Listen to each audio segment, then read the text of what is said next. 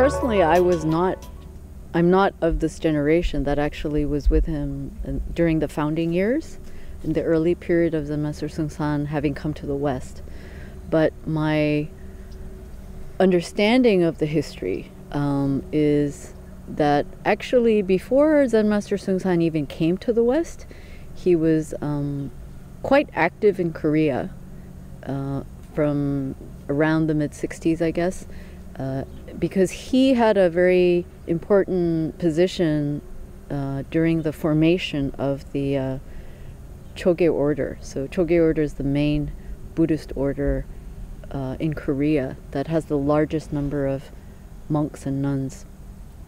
And it's the newly reformed order after the Korean War ended, because Korean Buddhism was somewhat sort of destabilized and broken apart after Japanese occupation.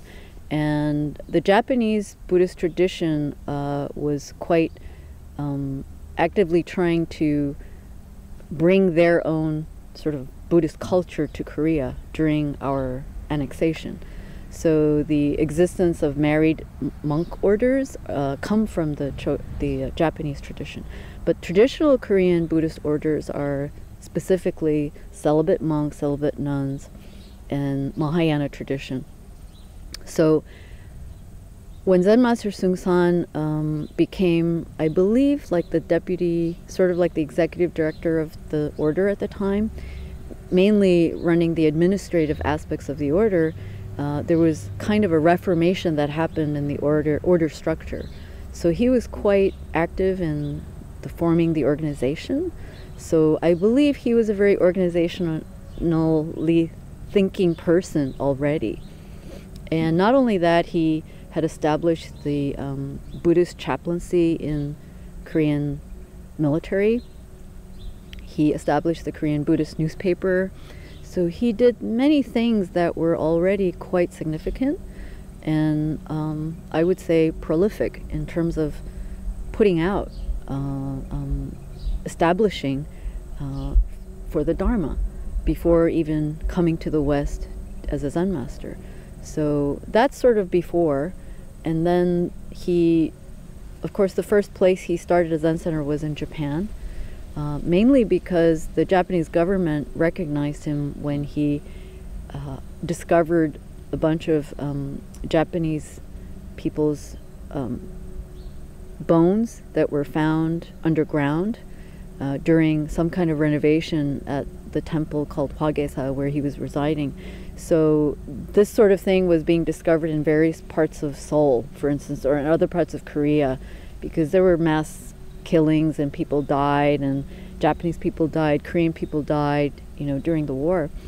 And it was quite controversial because the Korean government didn't want to return any of these bones, but he first did a 49-day ceremony for the dead, for these Japanese people's bones. Then he had them sent back to Japan. And as a result, the Japanese Prime Minister actually acknowledged Daesan Sanim's action, and he was actually invited to Japan. And one thing that was very interesting was when he went to Japan, his attendant, the Korean man who was with him, went to a restaurant and they were eating, and some Japanese people came up to Zen Master Seung-san and they started bowing to him and thanking him because he was in so many newspapers all over Japan. So everybody in Japan knew who he was. In Korea, nobody knew who he was. So one fact check actually from the presentation I gave earlier was that has to be repaired was the $700,000 that was received was for war reparations to the Korean government. And initially Japan was not going to give any money to Korea. But because of this particular event, the government decided to give this money. So he went to Japan to receive that money, and that was, of course, for the whole country. So, and he never told anybody. Even his closest students never knew about it.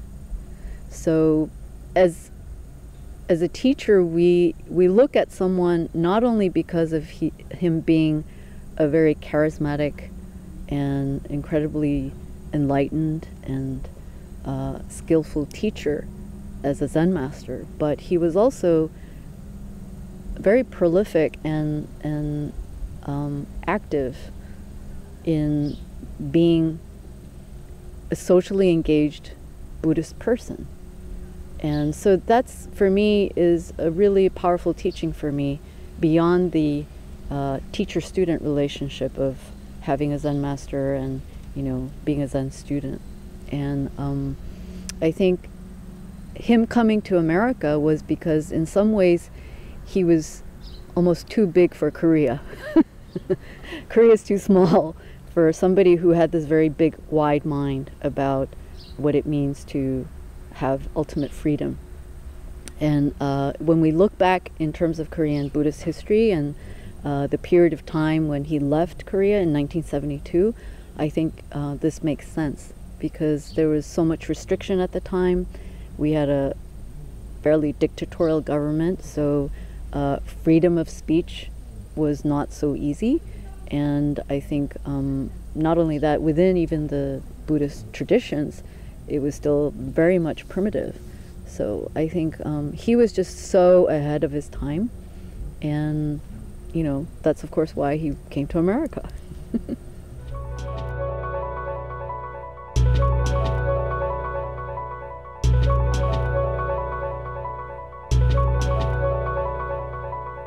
Well, when he first came to America in 1972, I think he didn't really have a plan. So by karma, good karma of meeting certain people, he ended up in Providence. So I'm sure some of the American teachers who were here at that time have much better understanding of that particular period. But one thing that's very interesting that I've seen, having practiced in North America and Europe and in Asia so far, is that wherever he had gone to teach over the years, his teaching evolved as well. So in America, a lot of his teaching was become one with substance, you know, attain substance, become one with everything. So primary point, a lot of the teaching that he had given in those early years point to this experience. And then when you see him go to Europe and teach in Europe, you know, it's really interesting in Europe because Europe has many different cultures and nationalities. So people have very strong tradition mind. They have a lot of ideas that are very clear to their own tradition and culture. So when I travel to Europe and I practice with many people there, different sanghas, it's amazing how much tri-mind they have in various adverse political, social, or economic situations, like in Poland or in Lithuania or Czech Republic, how it was back then, you know, in the early 80s, after the wall fell down and there's no more Eastern blocs, and how much people were hungry for this freedom of mind. So his teaching in Europe, I think, had this very strong sense of connecting with solidarity, connecting with compassion and our heart. So I sense that very much when I'm in Europe, that there's this very strong tri-mind, no matter what the situation is, and coming together to practice, no matter their differences. That's something I've learned a lot in Europe. And now that I'm in Asia, very interesting. In Asia, we have an existing Buddhist as well as Confucian and various Eastern philosophy and cultures, teachings in our everyday life situation. So, for example, in Korea, Confucian values are very much part of our even modern everyday life, although much of that is eroding. So his teaching, which is how we keep correct situation, correct relationship, correct function, is teaching us how do you relate to the various traditions or values or ethics that are in your existing culture, existing environment, and existing transforming society, and that our ability to adapt but not lose the heart of our own Dharma is a really core aspect of how we see that manifesting in places like Korea or in Chinese traditions.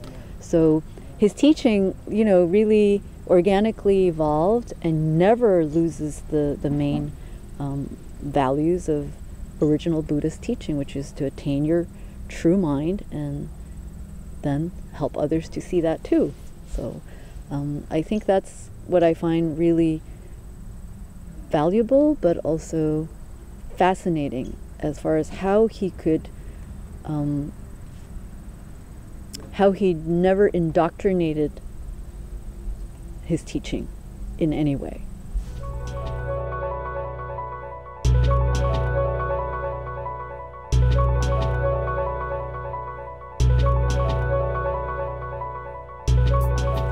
One really interesting thing I saw was when we were archiving the photos of the early years during the last Whole World is a Single Flower, I came across one photograph of him wearing his robe and kasa, and with the Quantum School Zen pin, he had the pin, the Solidarity pin from Poland. And he wore this pin specifically only when he went to Poland during that period when the Berlin Wall fell down, because it was the movement of solidarity with Lech Walesa that actually brought this wall down eventually. So I was so happy to see that, because we assume so much that in Zen we are not socially engaged, that somehow our Dharma is not to be somehow tainted with, politics and it's not to be tainted in the sense that we dilute or destroy the Dharma for the sake of politics or our political views. But what I see in him as an example was that he just became one with everybody. So he saw that situation, going to Poland, teaching Polish students who had just come out of this socialist era that was oppressive for so long, and he just became one with them. So wearing that pin was celebrating their freedom. Of course, what his job was, then he was there to teach them how to be responsible for this freedom. Because freedom comes with our accountability. You don't just get freedom and then do nothing with it. You do something with it. So his teaching was always, even you're on the cushion, do something. Don't just sit there. Just sit is not just sit and be blank. Just sit is become clear. What do I do just now? Just reflect the truth and do what's my job in this situation. So that's how he did it. That's social engagement. So if the political or social situation is affecting us and we are sad, then reflect. Somebody else is sad, then we have to share in that sadness and support each other. If they're angry, we have to look at that. Where does anger come from? How do we turn this anger into compassion?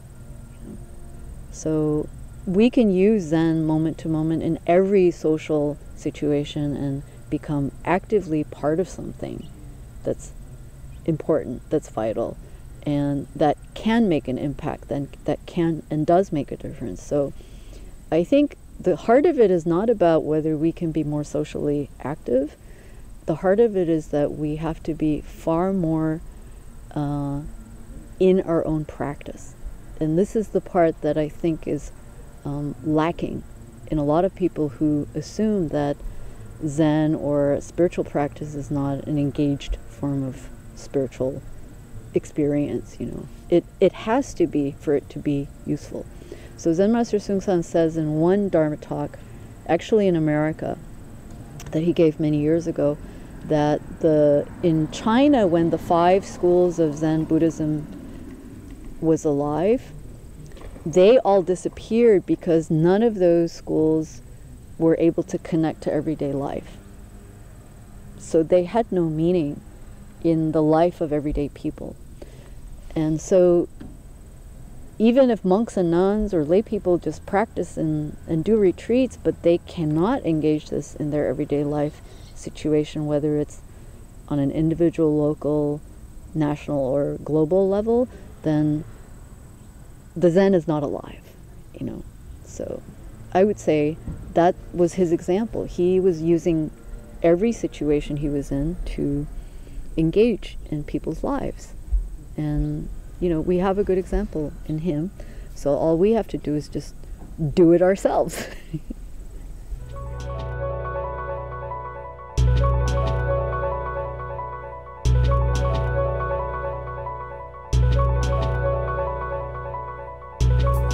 In Korea, by being a lay woman teacher is already making big waves in Korean society and Korean culture. Because first of all, in Korean society, people don't see, first of all, lay people as a teacher of Dharma, and certainly not a woman who's a lay person as a teacher of Dharma. It usually has to be a monk, and they don't even think of nuns as teachers of the Dharma. So, you know, teaching in a Buddhist culture itself is already quite challenging. And so right now in my current situation, that seems to be the place where the socially being engaged situation is constantly evolving. I think with environment, what really struck me was that in countries in Asia, they're far more deluded about environmental issues.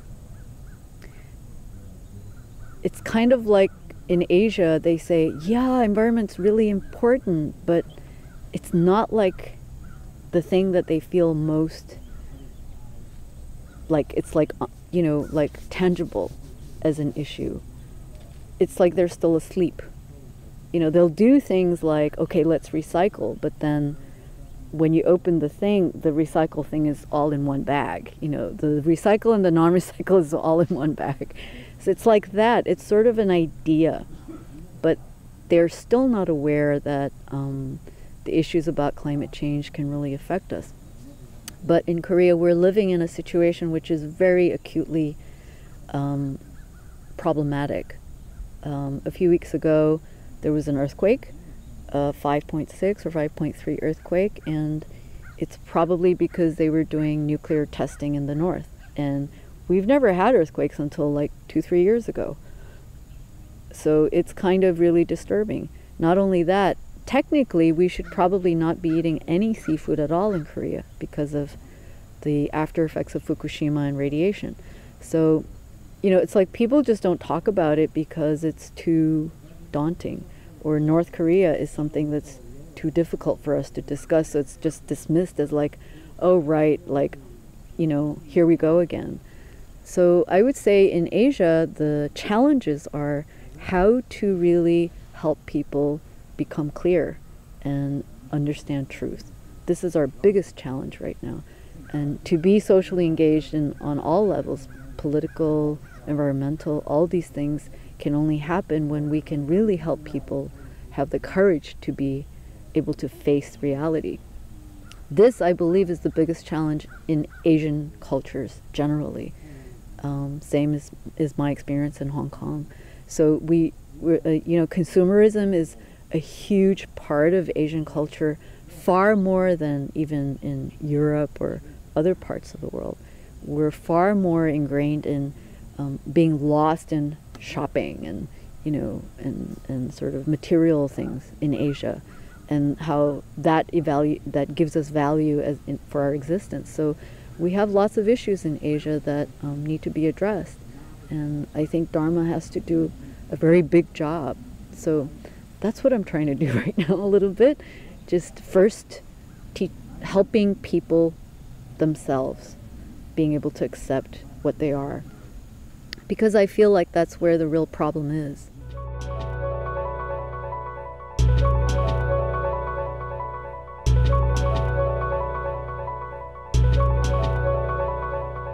What teaching tool do I use for them to experience the truth?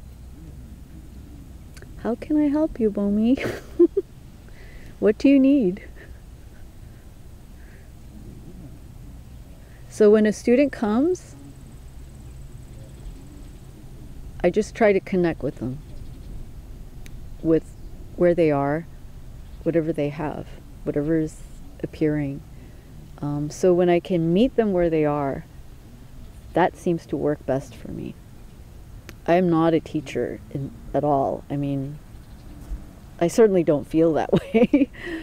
So whenever I have to meet people, I just feel like I just try to listen and be with them and just be with where they are. And from there, I can find a way into the place that needs some support. And that seems to work for me so far. Yeah, it's very, I feel like it's very simple.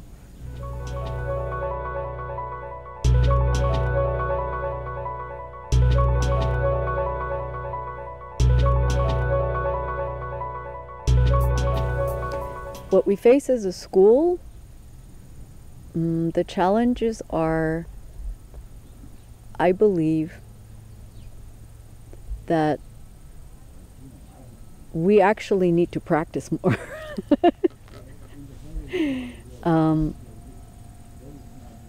When Zen Master Sung-san was around, he was the most strongly practicing person in the Zen room, in the Dharma room. So that meant, like, literally he was the one doing 1,000 bows a day. He was the one who was sleeping the least. He was the one who was going around and around teaching and, you know, actively taking part in all together action activities. He was the one who would spearhead everything and drag everybody else to do it. So now that he's gone, or at least he's been gone for, what, 13 years, and we as a Sangha look at what we are in truth today, what's really important is to really first, what I would call assessment. You know, having a very charismatic, strong teacher like him, we were riding on his wings for a long time. So I'm not saying that to kind of in any way diminish or devalue anyone else or, you know, anybody in terms of our own practice, including myself. But what I'm saying is we can see very clearly how much, as one person, our founding teacher was in terms of his reach. And then we see that, you know, I mean, I'm certainly not even a fraction of that myself, but we all can do things together. So right now, maybe in our school, it's really about becoming one.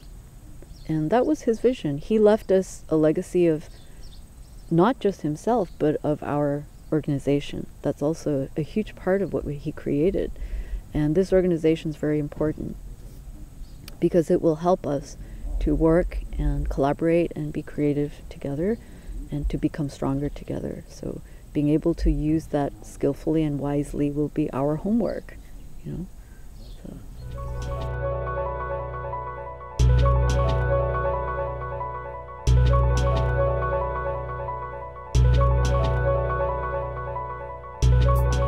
First, listen to each other. That's important. It's very easy to just, you know,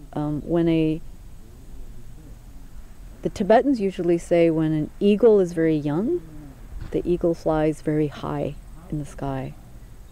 And there's no shadow of the eagle. But as the eagle ages, he gets closer to the ground and he kind of flies very low. So his shadow is always following. So we call that karma. So you can't shirk off this shadow. The shadow gets stronger, you know, the older we get. That means our habitual ways of thinking and interacting and being tolerant becomes very limited.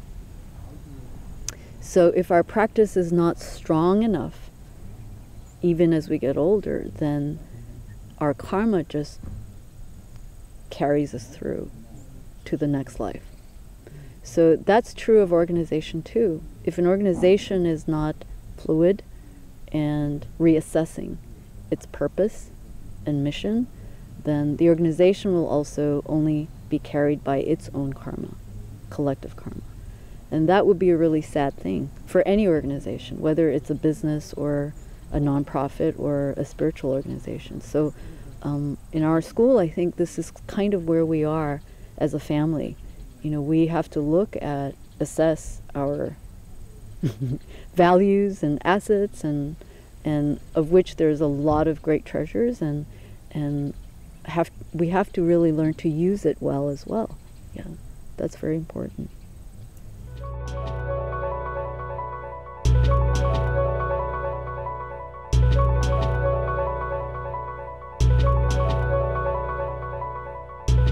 The advantages of having this international characteristic of our organization is that we can become much more clear in how to make things unified in terms of our forms of teaching, clarity in issues relating to Dharma practices, and responses in our individual cultures and how we deal with it. So I think there's a lot of wisdom in all the teachers and practitioners around the world in how we deal with problems that arise in people's training.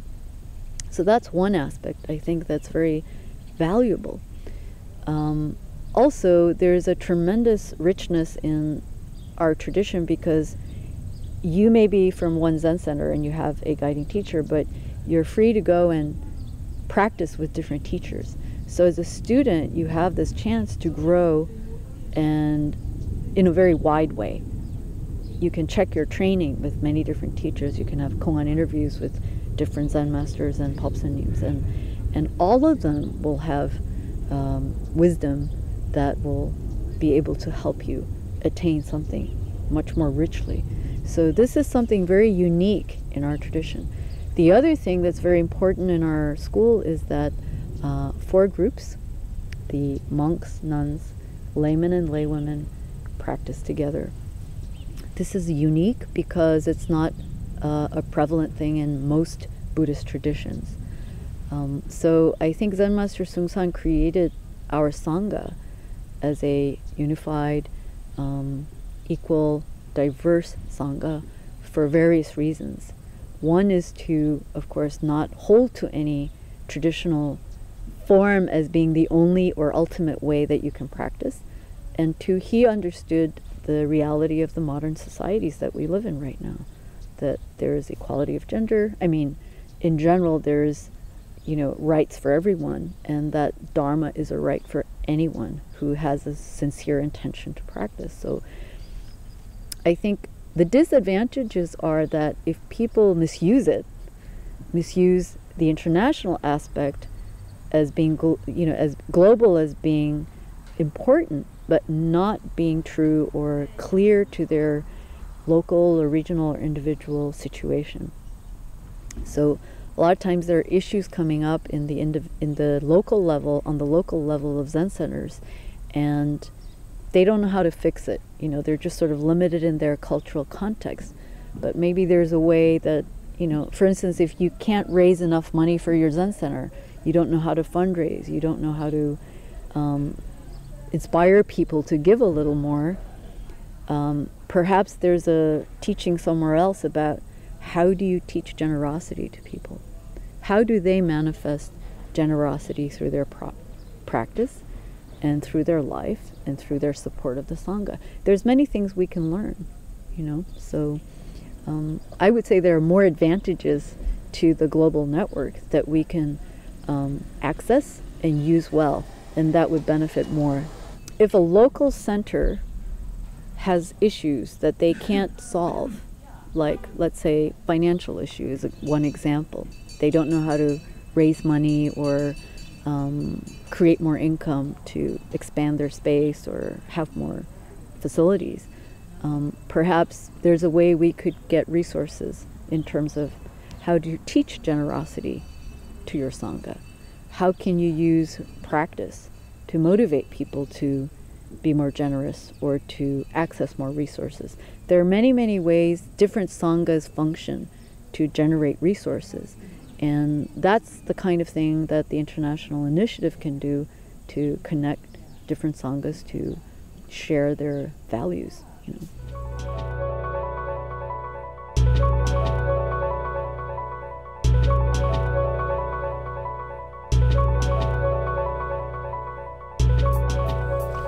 How can I help you?